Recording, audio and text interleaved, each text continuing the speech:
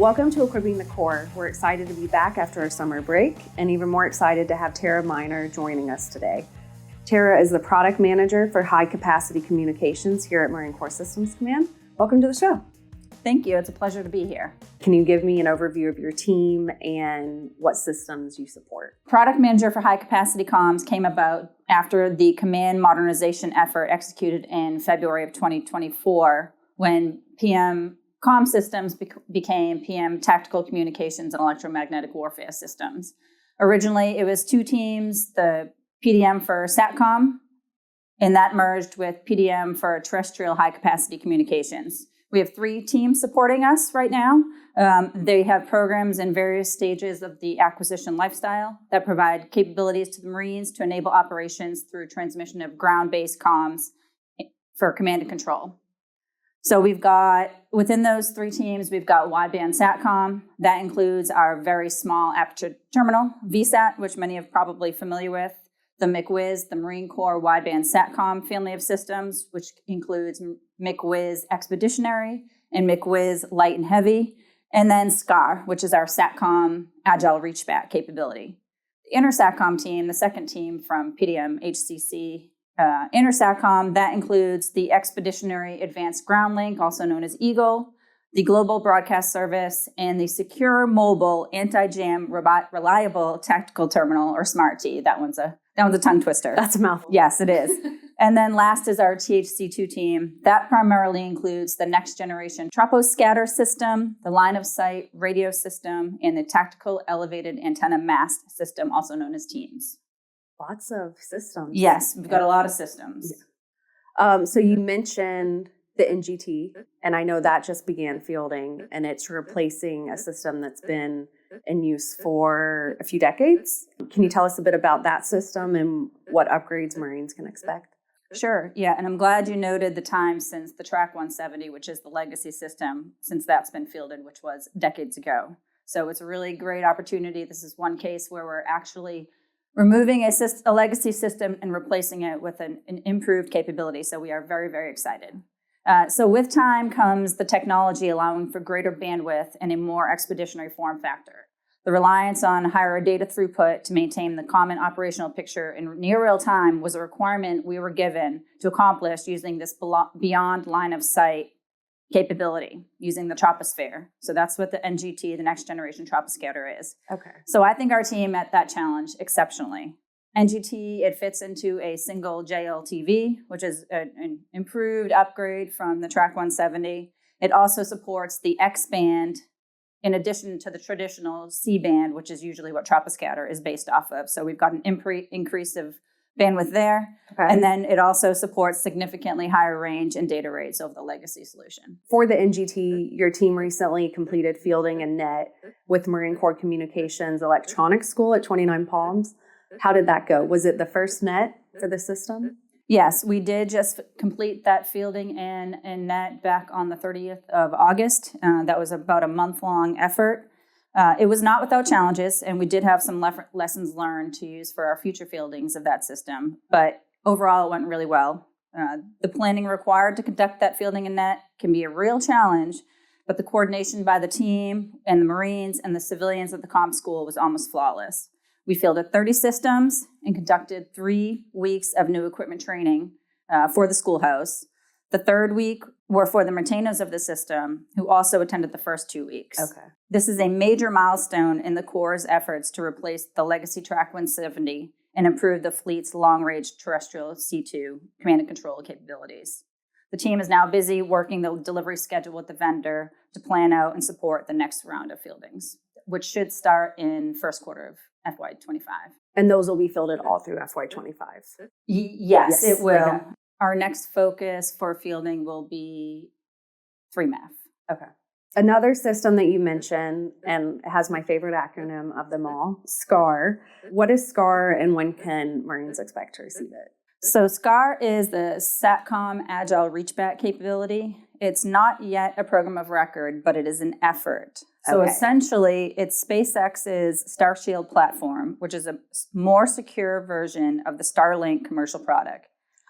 Okay. Yes, its main purpose is to provide the Marines the use of low Earth orbit satellites, allowing diversity and agility and gaining more bandwidth for use when needed.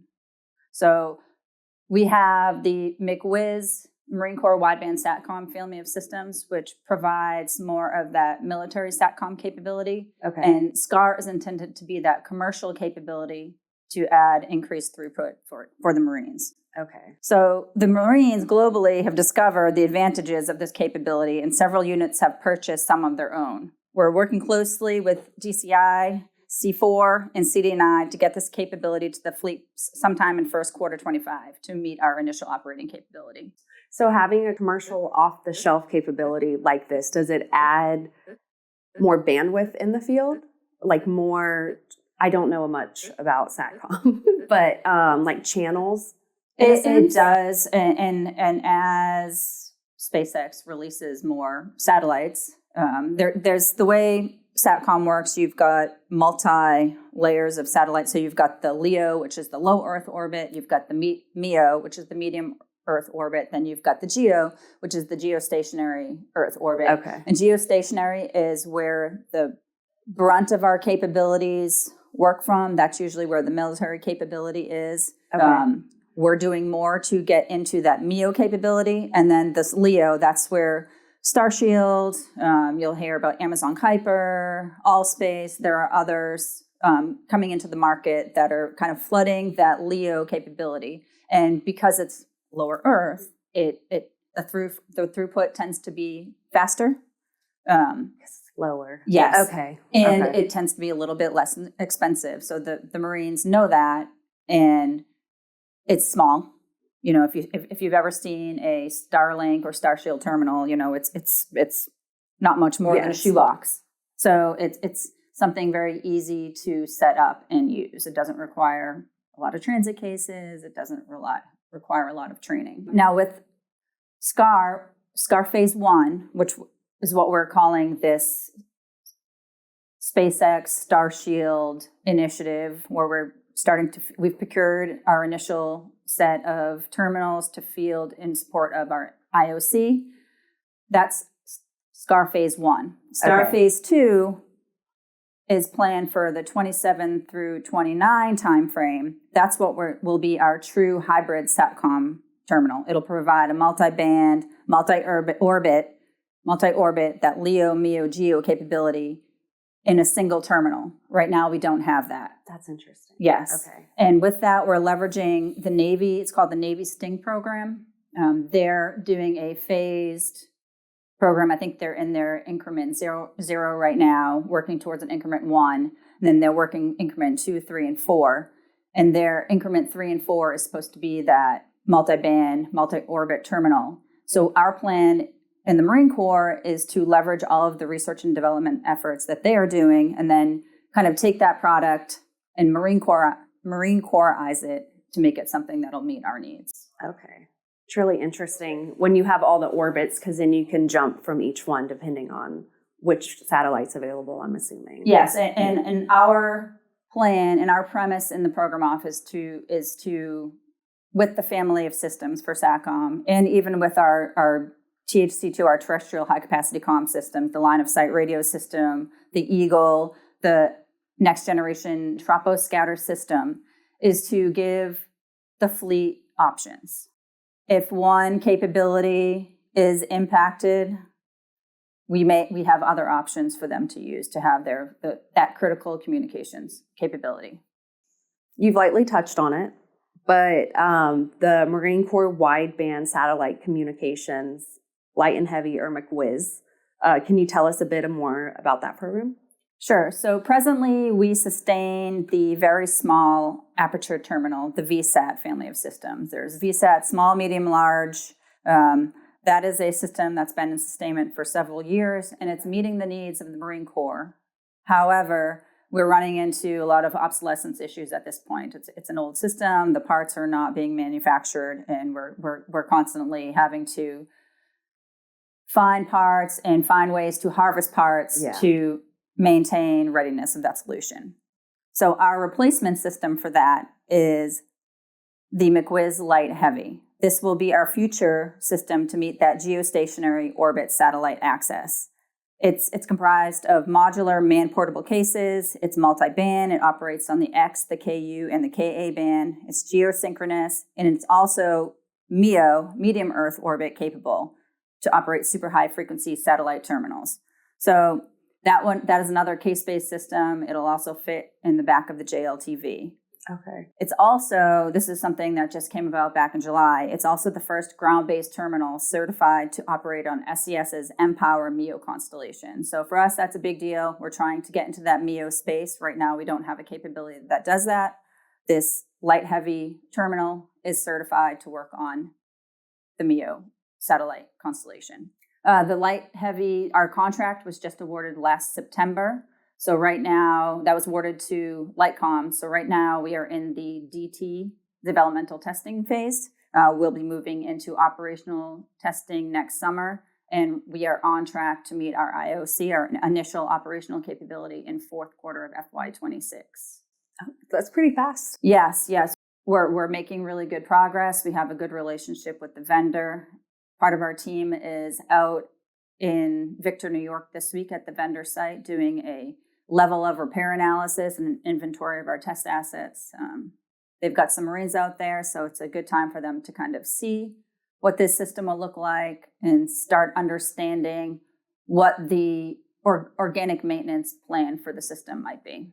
And to get their hands on the system in the beginning to kind of get an idea of what's coming. Yes. Is always a plus. Yes, it is. We always want the Marines' feedback. Yes. Marine feedback. How does that tie into your process, especially when it comes to SCAR or some of the other programs that you've mentioned? Okay. Yes, no one loses the importance of Marine input and feedback with these systems. Our manpower, personnel, and training effort is substantial and critical to bringing users to product they need. During system development, we conduct several limited user evaluations to get Marines around these products early to gather their feedback on the product, from ease of use to human factors input. We're actually planning multiple LUIs for both the McWiz Light Heavy effort and the EAGLE program, the Expeditionary Advanced Ground Link program, in 25. Okay. We're working with Makatia on those efforts. We're working with 3MEF, 1MEF to see what we can do to get user engagement early on those systems. Fleet input is also essential in planning our capability improvements in the form of engineering change proposals for our fielded systems. For example, the fleet identified a need for increased power for the McWiz expeditionary solution. We worked with CD&I to prioritize and fund this change and are currently working an effort to replace the transceiver to one that's more powerful and better meets the Marines' needs. Okay. And with SCAR, as you mentioned, we heard from them that Starshield, Starlink, that commercial satellite LEO capability is something they needed. We heard that, and we worked with the command and our CIO at CD&I to figure out a way to allow the Marines not to use their mission funds to buy those terminals, to set up an effort within Syscom to procure and deliver that capability as expeditiously. It's a great success story on how we're taking the feedback from Marines, like we are listening. It is. I know sometimes they feel like we may not be, but the program offices are 100% listening to their feedback. We are, and we're really excited for that effort. This really was a good lesson in how to procure commercial off-the-shelf capability. We identified a contract vehicle. We're able to procure the terminals. We've got them. We're using our partners down at NIWC land with the Navy down in Charleston. They're doing a kitting effort for us to kind of Marine Corps-ize the terminals into a transit case, to get our IUID tags, to get all of the things that we need to do to track the material from a logistics perspective that Marine Corps Systems Command and the Marine Corps has to do. So we're excited. We've got the terminals, and we're preparing now to do fielding conferences in the first quarter of 25 and get those terminals out to the units. Lots of exciting things happening in your program going in the next few years. We've talked about a lot of the systems within your program and, you know, how they're coming out in the next few years. And the big talk lately, probably for the last 5 to 6 years, has been force modernization, force design. How would you say your systems are supporting the future fight? Sure. So the key factor of all of these systems includes providing high throughput digital communications to maintain a common operational picture for the force and to link sensors to shooters within the battle space. The demand for near real-time information is critical to our warfighter success. Our goal is to ensure they have ready access to that information. So our entire portfolio is focused on that. We want to ensure the fleet has options in meeting their command and control communications needs in various environments. This is why one of our other emerging efforts is so important. The Eagle program, which hopefully you'll start hearing more and more about, is a first in its class free-spaced optics capability, which operates outside of the radio frequency spectrum. So this is something that the Marine Corps does not have yet. Okay. We are working with the Naval Research Lab on an R&D effort to get this capability. There are free space optic capabilities out in the commercial world, and we're trying to get something that can be used for comms within the Marine Corps. It provides yet another means for communication that may be available when other radio frequency comms are targeted. Okay. So if you've got a line of sight radio system or a dropbox scatter system, or you're in a SATCOM denied environment, this is just another form of communication that the fleet can leverage. Yeah, because communication while in the field or in the fight is critical. And, I feel like we talk about the lethal systems a lot, but we sometimes forget to touch on data and communication as it applies to force design. Yes. Without that ability to conduct disaggregated command and control comms and operations, then all of those other systems may not work. So what's next for high capacity comms? So as you kind of heard, it's a very exciting time on the high capacity comms team. We are actively fielding 2 programs. We're prepping to field another program, and we're in development and testing of 3 other programs. With that, we are also looking at the best solutions to maintain or improve readiness for the systems we have in sustainment to ensure we are meeting the fleet's needs, while we're also planning for disposal of some of our legacy systems. So there's a lot going on in the program office right now in all stages of the acquisition life cycle, which is really, really exciting. We're also always looking at what's next on the horizon, what's available in the science and technology arena for tactical comms. And we're potentially planning in FY25 an industry day to see what emerging capabilities industry can offer that we may not be currently tracking. We know the battle space and the fight and the technology are constantly changing, and we need to ensure we're keeping pace. Sounds like every day is an adventure. It is. It's a fun adventure. Yes.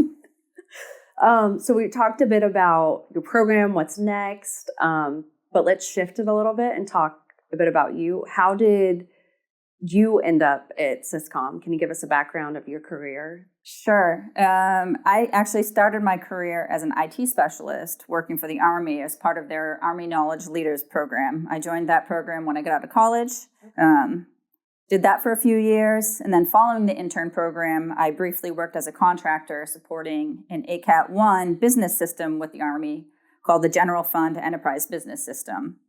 That was essentially my start of my formal acquisition experience. Okay. The Army ended up insourcing me as a civilian IT specialist after a few years.